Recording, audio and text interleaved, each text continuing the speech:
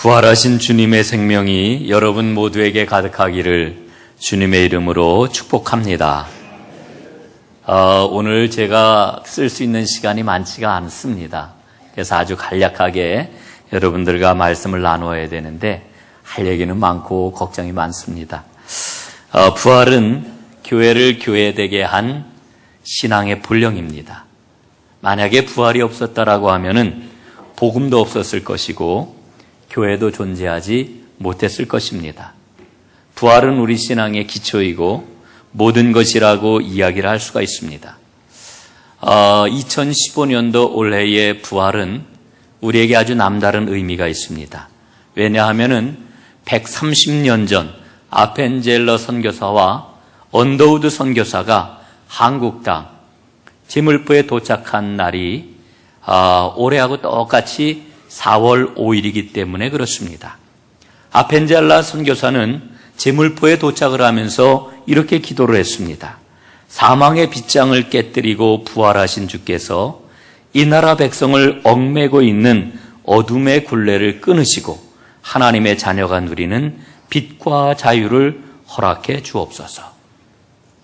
아펜젤러 선교사의 이와 같은 기도는 우리 민족 가운데 그대로 응답이 되었고 우리 민족은 사망과 어둠의 굴레에서 벗어나서 하나님의 큰 은혜를 맛보기 시작을 했습니다. 우리는 한국의 복음을 전하여 준 선교사 그러면은 아펜젤러하고 언더우드를 떠올립니다. 그런데 이분들 못지않게 아주 중요한 역할을 한 분이 있습니다. 그분은 바로 스크랜턴 선교사입니다. 스크랜턴은 예일대학과 뉴욕 의과대학을 졸업한 의로 선교사였습니다. 아펜젤러와 함께 일본에 도착을 했고요. 그러나 그는 한국 땅을 밟는 기회를 아펜젤러에게 양보를 했습니다. 아펜젤러가 인천에 도착을 해가지고 서울로 올라왔다가 그만 조선 전국이 너무나 불안정했기 때문에 4개월 만에 일본으로 되돌아가고 말았습니다. 이때 스크랜턴은 그 위험한 조선 땅에 들어와서 다시 아펜젤러가 조선 땅에 들어올 수 있도록 정부의 허가를 받아냈습니다. 그래서 조선에 아펜젤러는 다시 재입국할 수가 있었고 이 아펜젤러 부부하고 스크랜턴의 어머니, 스크랜턴 대부인이라고 이렇게 이야기를 하지요. 이분들이 정동에 마련한 선교기지를 중심으로 선교를 수행을 하게 되었습니다. 이 아펜젤러 선교사하고 스크랜턴 선교사의 그런 그 선교를 보면은 우리 감리교회가 갖고 있는 선교의 특징을 뚜렷하게 볼 수가 있습니다. 그것은 뭐냐?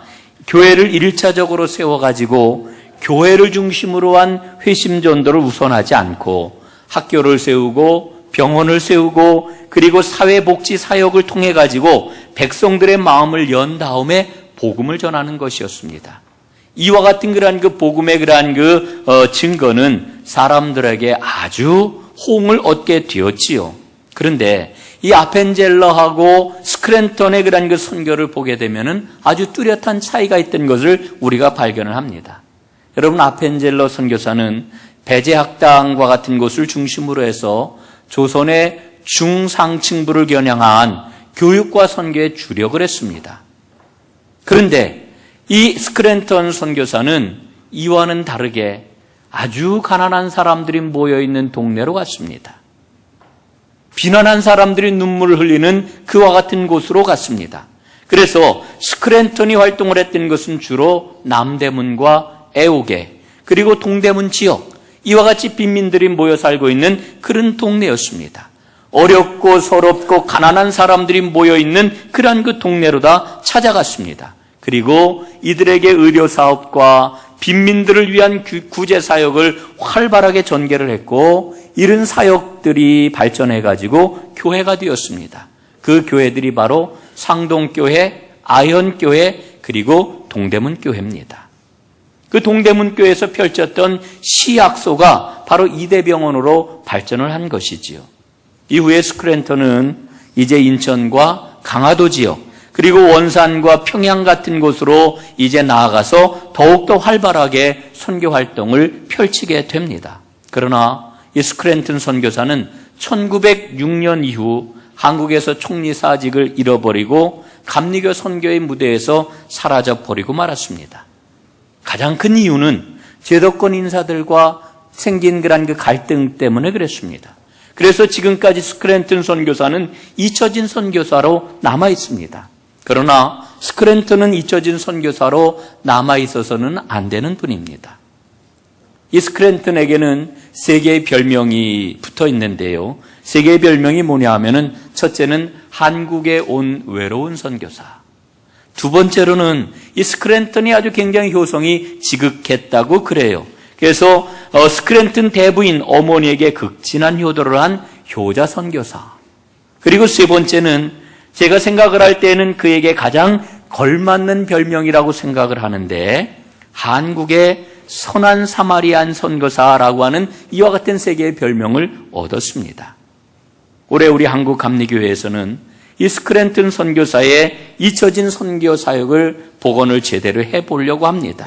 그래서 그가 부활하신 주님의 복음을 어떻게 믿었고 구체적으로 어떻게 그 복음을 따랐는지 우리는 배우려고 합니다.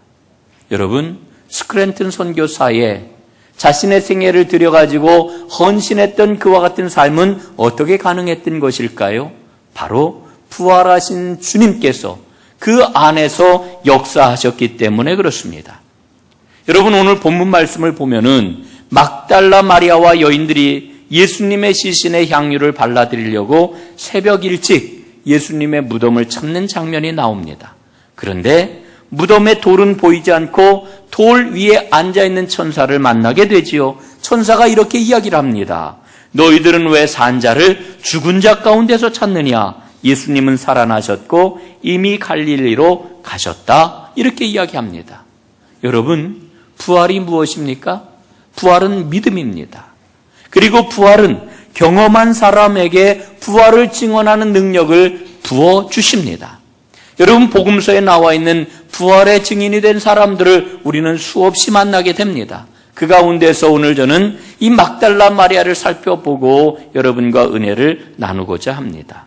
여러분, 막달라 마리아가 예수님의 무덤을 찾아왔을 때에는 그의 마음속에 큰 슬픔이 아직도 남아 있었습니다. 그리고 그 슬픔을 달랠 길이 없었습니다. 그러나 그가 그 슬픔을 가지고 무덤에 찾아왔지만 예수님을 만남으로 말미암아 그의 슬픔은 기쁨으로 바뀌게 되었습니다. 기쁨으로 바뀌었을 뿐만 아니라 그는 그 기쁨을 증언하는 증인이 되었습니다. 여러분, 마리아가 예수님을 얼마나 사랑했느냐라고 하는 것을 우리는 잘 알고 있습니다. 그러나 마리아의 사랑을 보면은요, 그 사랑은 과거형 사랑입니다. 추억을 더듬는 사랑입니다. 부활의 아침을 맞는 마리아는 부활의 가능성을 전혀 생각하지를 않았습니다. 마리아가 찾았던 것은 예수님의 시신입니다. 그런데 그 시신으로 계셔야 될 분이 살아나셨다라고 하는 것을 발견을 하게 되지요. 여러분, 살아나신 예수님께서는 마리아를 향해서 마리아야 하고 부르십니다.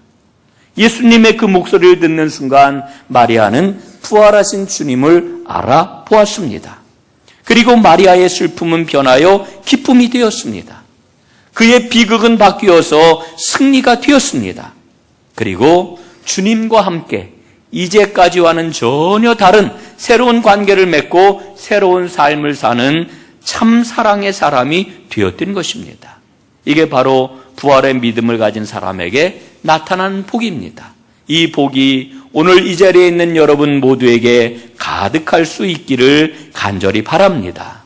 여러분, 우리는 부활을 이제 받아들이기 위해서는 믿음이 필요하다라고 하는 것을 너무나 잘 알고 있습니다. 여러분, 제자들은 예수님을 봤는데도 불구하고 부활하신 예수님을 믿지 못했습니다. 그때 예수님이 말씀을 하십니다. 내 손을 보아라, 내 옆구리를 보아라, 그리고 먹을 것이 있으면 한번 가져와 봐라. 그리고서 그들 앞에서 생선을 드셨습니다. 제자들은 부활하신 주님을 만나 두려움을 떨쳐버리고 용기 있는 하나님의 사람으로 변화했던 것을 우리는 보게 됩니다. 여러분, 그 자리에 도마가 없었습니다. 도마는 나중에 이야기를 듣고 이야기를 하지요. 내가 그의 손에 못자국을 보며 내 손가락을 그 못자국에 넣으며 내 손을 그 옆구리에 넣어보지 않고는 믿지 아니하겠노라. 그런데 예수님께서 도마에게 나타나십니다. 그리고는 말씀을 하십니다. 내 손가락을 내밀어 내 손을 봐라. 내 손을 내밀어서 내 옆구리에 넣어 보아라. 직접 경험을 해보라고 하는 예수님의 초청입니다. 여러분, 오늘 우리에게도 주님께서 이렇게 초청을 하고 계십니다. 여러분 가운데, 아니 부활이 어떻게 일어날 수가 있을까? 도마처럼 회의하고 도마처럼 의심을 할 수 있습니다. 그런 여러분에게 주님은 오늘 초청을 하십니다. 자, 나를 만나보지 않으련. 그리고 주님은 이렇게 말씀을 합니다. 믿음 없는 자가 되지 말고 믿는 자가 되라.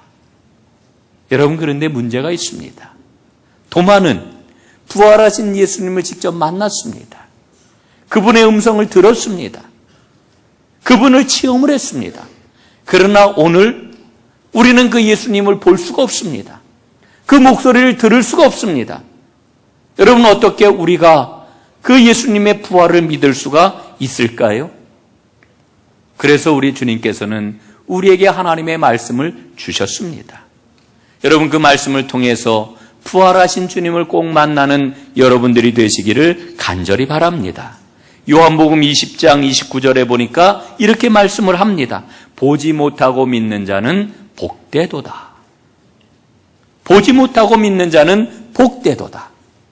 오늘 이 부활의 아침, 주님의 부활을 기뻐하며 이 자리에 앉아있는 여러분과 저는 가장 복된 자인 줄로 믿습니다. 왜? 예수님의 부활을 믿기 때문에 우리는 보지 못하고 예수님을 눈으로 보지 못하였지만 기록된 말씀을 통해 가지고 선포된 말씀을 통해 가지고 예수님이 부활하셨구나. 그 부활을 믿는 자가 되었기 때문에 가장 복된 자가 되었습니다. 여러분, 이 복의 주인공이 되어서 부활을 아직 모르는 수많은 사람들, 아파하고 두려워하고 걱정하고 염려하는 사람들에게 진정한 생명을 전하는 하나님의 사람들이 다 될 수 있기를 주님의 이름으로 축복합니다. 기도하겠습니다. 살아계신 아버지 하나님, 부활하신 주님을 만나 인생의 슬픔과 두려움을 떨쳐버리는 진정한 기쁨과 승리의 주인공 되기를 원합니다.